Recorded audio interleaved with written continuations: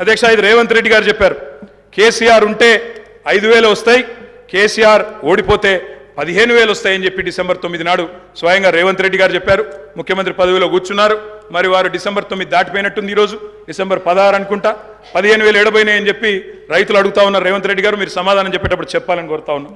అధ్యక్ష వారు చెప్పారు బీసీలకు 1,00,000 కోట్లు, బీసీలకు సబ్ ప్లాన్ తెస్తాం, బీసీలకు ఎంబీసీ మంత్రిత్వ శాఖ తెస్తాం, బీసీలకు మేము బ్రహ్మాండంగా 1,00,000 కోట్లు కేటాయిస్తాం, సబ్ ప్లాన్ తెస్తామన్నారు.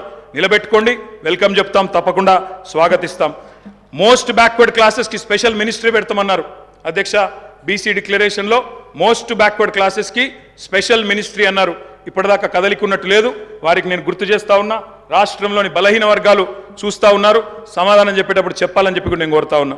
మైనారిటీలకు sub plan, minority sub plan అన్నారు. బడ్జెట్ సెషన్లో నన్న తెండి తప్పకుండా మైనారిటీలకు బీసీలకు సబ్ ప్లాన్ తేవాలా, తేకపోతే తప్పకుండా ప్రధాన ప్రతిపక్షంగా మైనారిటీల తరపున బీసీల తరపున గొంతు విప్పుతామని చెప్పి కూడా నేను తెలియజేస్తా ఉన్నా.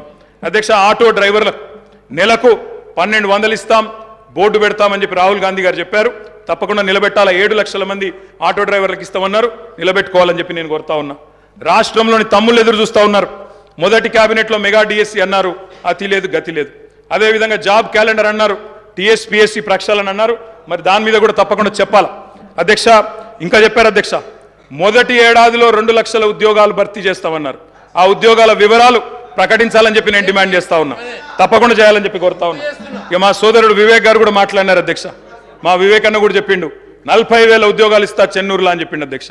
చెన్నూరు ప్రజలు ఆశగా మా వివేక్ అన్న గురించి చూస్తున్నారు. తప్పకుండా 40,000 ఉద్యోగాలు ఇవ్వాలని చెప్పి కూడా నేను కోరుతా ఉన్నా అధ్యక్ష. అధ్యక్ష ఇంకా చాలా చెప్పారు అధ్యక్ష. ఇట్లా హామీలు 1-2 కాదు అధ్యక్ష, చాలా చెప్పారు. We welcome it. మీరు నిలబెట్టుకోండి, తప్పకుండా నిలబెట్టుకోండి, తప్పకుండా బ్రహ్మాండంగా పనిచేయండి. మేము చేసిన దానికంటే ఎక్కువ పని చేయండి, మేము చేసిన దానికంటే ఎక్కువ పేరు సంపాదించుకోండి. 64 కాకపోతే ప్రజలు మీకు ఇంకా ఎక్కువ ఆశీర్వాదం ఇస్తారు. తప్పకుండా చేసుకోండి, మాకు అభ్యంతరం లేదు.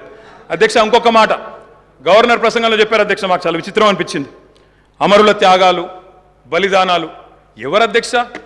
ఎవరి వల్ల చనిపోయినారు ఈ అమరులు? యాదిరెడ్డి అనే తమ్ముడు ఢిల్లీకి పోయి ఎవరి పేరు రాసిపెట్టి చచ్చిపోయినాడు అధ్యక్ష? ఇక్కడ ఉన్న వాళ్ళకి వినబడతలేదు మా ఆర్తనాదాలు అని చెప్పి ఢిల్లీకి పోయి రాసి చనిపోయిన మాట వాస్తవం కాదా అధ్యక్ష? తెలంగాణ ఉద్యమాన్ని అనగా తొక్కింది ఎవరు అధ్యక్ష? 1952లో 7 మందిని చంపింది ఎవరు?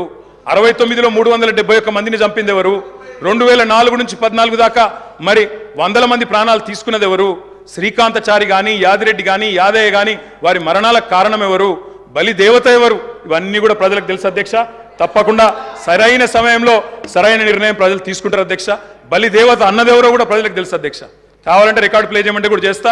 బలి దేవత ఎవరు, బలి దేవత అని అన్నదెవరు, ఇవన్నీ కూడా ప్రజల ముందు ఉన్నాయి. తప్పకుండా చెప్తాం అధ్యక్ష. అధ్యక్ష పౌర హక్కుల గురించి మాట్లాడింది. నియంతృత్వం, నిర్బంధం, ఇక అది జోక్ ఆఫ్ ద మిలేనియం అధ్యక్ష. కాంగ్రెస్ పార్టీ నియంతృత్వం గురించి మాట్లాడడం, నిర్బంధం గురించి మాట్లాడడం, ప్రజాస్వామ్యం గురించి మాట్లాడడం, ఎన్కౌంటర్ల పేరిట 100 మందిని కాల్చి చంపింది ఎవరు అధ్యక్ష? ఎమర్జెన్సీ పెట్టింది ఎవరు అధ్యక్ష? తెలంగాణలో నెత్తురు కారిచ్చింది ఎవరు అధ్యక్ష?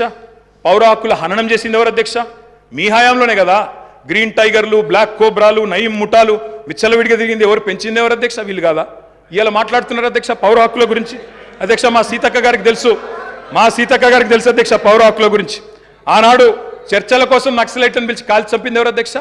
వీళ్ళు కాదా అధ్యక్ష? నేను ఏమంటున్నా అంటే ఇవాళ వచ్చి 1000 ఎలుకలు తిన్న పిల్లి తీర్థయాత్రలకు బయలుదేరినట్టు చాలా నీతివంతమైన మాటలు మాట్లాడతామంటే కుదరదు అధ్యక్ష. చరిత్ర చెరిపేస్తే చెరిగిపోదు, చించేస్తే చినిపోదు అధ్యక్ష. ఇంకొక మాట ఇక చాలా ఉన్నాయి అధ్యక్ష చెప్పాలంటే.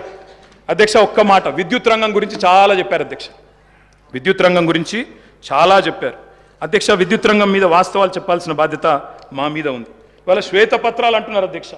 వీళ్ళు కొత్తగా ప్రచురించేది ఏం లేదు అధ్యక్ష, మేమే ప్రచురించిన ఆల్రెడీ శ్వేతపత్రాలు. ఇగో కోకొల్లలుగా ఒకటి కాదు అధ్యక్ష, శాఖల వారీగా 10 సంవత్సరాలు తెలంగాణ దశాబ్ది ఉత్సవాల సందర్భంగా అన్ని శాఖల శ్వేతపత్రాలు మేము ప్రచురించినాం. కావాలంటే పంపిస్తాం. గదే అధికారులు, గదే ఐఏఎస్ అధికారులు, కొత్తగా వచ్చిన వాళ్ళు ఎవరు లేరు, వాళ్ళే ఉన్నారు, వాళ్ళే ఇస్తారు. గదే లెక్క. మీరు తిమ్మిని బమ్మిని చేస్తామన్నా, మసిపూసి మారేడికాయ చేస్తామన్నా మార్చగలిగింది ఏం లేదు. ఆల్రెడీ శ్వేతపత్రాలు ఉన్నాయి సార్. కొత్త ప్రచురించేది ఏమీ లేదు, వాళ్ళు కొత్తగా సాధించేది కూడా ఏం లేదు అధ్యక్ష. అధ్యక్ష ఆనాడు కాంగ్రెస్ పరిపాలనలో ఎట్లా ఉండేది అధ్యక్ష? విద్యుత్ రంగం కాలిపోయే మోటార్లు, పేలిపోయే ట్రాన్స్ఫారంలు, ఎక్కడికక్కడ మొత్తం లో వోల్టేజ్ సమస్యలు, దొంగలు వచ్చే కరెంటు కోసం, అర్ధరాత్రి వచ్చే కరెంటు కోసం బాయికాడ పోయి పండుకునే పరిస్థితులు. ఇప్పుడే ఇందాక రేవంత్ రెడ్డి గారు మాట్లాడింది నేను చెప్పాను అధ్యక్ష. ఆఖరికి ఎవరైనా చనిపోతే నెత్తి మీద నీళ్లు చల్లుకుందామంటే నీళ్లు లేని పరిస్థితి అధ్యక్ష. మరి ఇది నేను చెప్తున్న మాట కాదు అధ్యక్ష. ఈనాడు పేపర్లో రాసిన వార్త 2009 నుంచి 13 మధ్యలో 2009 నుంచి 13 మధ్యలో 4 ఏళ్లలోనే 8198 మంది రైతులు కరెంటు షాక్లతో అధ్యక్ష. ఇది బలవన్మరణాలు కాదు, ఆత్మహత్యలు కాదు, కేవలం కరెంటు షాక్లతో చచ్చిపోయిన రైతులే 8198.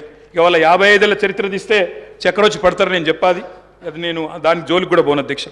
అధ్యక్ష ఇది చెప్పాలంటే చాలా ఉన్నాయి అధ్యక్ష. మా కౌశిక్ రెడ్డి గారు ఇక్కడే ఉన్నారు, హుజూరాబాద్ ఎమ్మెల్యే గారు. ఆ ఎమ్మెల్యే గారు గతంలో అక్కడ హుజూరాబాద్లో మరి కేసీఆర్ గారు స్వయంగా పోయి అక్కడ భిక్షపతి అని ఒక రైతు చనిపోతే మా మధుసూనాచారి గారు, మాజీ స్పీకర్ గారు, కేసీఆర్ గారు స్వయంగా పోయి ఆ రైతును పరామర్శించి ఆ కుటుంబాన్ని ఆదుకున్న పరిస్థితి. పాము కాటుతో చనిపోయినారు అధ్యక్ష. ఏముండే అధ్యక్ష కాంగ్రెస్ పార్టీ ప్రభుత్వం యొక్క పర్ఫార్మెన్స్? పరిశ్రమలకు వారానికి 2 రోజులు పవర్ హాలిడేలు, రైతులకు ఏనాడు 5-6 గంటలు మించి కరెంట్ ఇయ్యలే, ఎప్పటికప్పుడు మూతబడ్డ వేల కార్ఖానాలు, ఇక రాస్తే రామాయణం అంతా చెప్తే మహాభారతం అంతా అన్నట్టు సబ్ స్టేషన్ల ముంగట ధర్నాలు, ఇక ఎక్కడికక్కడ ఎండిపోయిన వరి చేన్లు మక్కంకులతో రైతుల రాస్తారు రోకోలు. అధ్యక్ష ఆనాడు విద్యుత్ శాఖ మంత్రిగా, ఆర్థిక శాఖ మంత్రిగా రోషయ్య గారు ఉండేది అధ్యక్ష, కొనిజేటి రోషయ్య గారు స్వయంగా ఒకసారి స్టేట్మెంట్ ఇచ్చినారు. ఏమని? నేను గనక 1 సంవత్సరంన్నర లోపల విద్యుత్ వ్యవస్థను చక్కగా చేయకపోతే ఉరేసుకుంటా అన్నారు అధ్యక్ష ఇదే శాసనసభలో. సంవత్సరంన్నర తర్వాత తుమ్మల నాగేశ్వరరావు గారు ఇంకా పెద్దలు వారందరికీ తెలిసి ఉండాలి, గుర్తుండాలి. ఆ రోజు రోషయ్య గారు బ్యాగులో పెట్టుకుని తెచ్చుకున్నారు అధ్యక్ష ఉరితాడు. నా వల్ల కాలేదు, ఇక ఉరేసుకోవడానికి నేను రెడీగా ఉన్నా అని చెప్పి ఇదే శాసనసభకి ఉరితాడు కూడా తెచ్చుకున్నారు అధ్యక్ష. అది వీళ్ళ పర్ఫార్మెన్స్ అధ్యక్ష. విద్యుత్ సంస్థల లెక్కలు చెప్పినారు అధ్యక్ష. లెక్కలు తప్పకుండా లెక్కలు చెప్పాలా, నేను లెక్కలు చెప్పాను. అప్పుల పాలు చేశామన్నారు, అప్పుల పాలు గౌరవ శాసనసభ్యులకు సబ్జెక్ట్ చెప్ప ఏం చెప్తున్నారు?